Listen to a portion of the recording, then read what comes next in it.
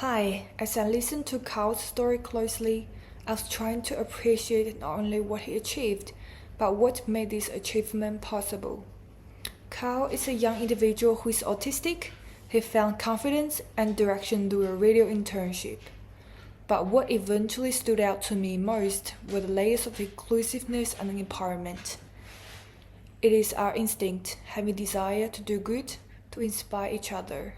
The empowerment is not by leading the vulnerable, but by walking alongside them.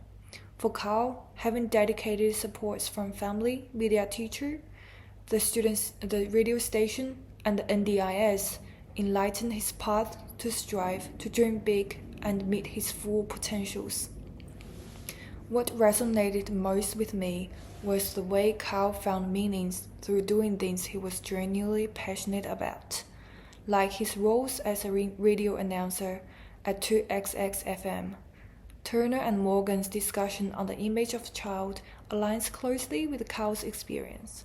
They cherish that the inclusive practice is about shifting the focus back to the child as they are, not just the way they are perceived or labeled. Therefore, educators and environments should alter and create spaces for competence to emerge, acknowledging, as Rinaldi describes, that children are bearers and constructors of their own intelligence.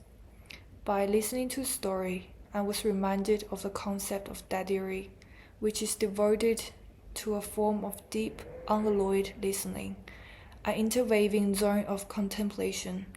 It's a solace, allowing space for others to be heard in their own time and their own terms. I believe this is the kind of listening Carl received from those around him. They were not rushed to impose expected outcomes. They listened, reflected, and responded in ways that they trust his rhythm. While Carl's story mainly focused on the support received for his dreamed field of work, I found myself wondering about the barriers he might have faced beforehand. How often children like him go unseen without such responsive supports in place. This reflection reminded me that the inclusive practice begins with honesty, open mind, and empathy. Therefore, turning on my generative listening ears is very desired. This practice helps me to attend to others' emotions, understand their situations, and respond especially to those most vulnerable. Over time, I've come to realize that there is no single truth, only perspectives. We only truly understand and feel understood is the moment we listen without judgment or expectation. Thenceforth, that's where our connection with the world begins. Thank you for listening.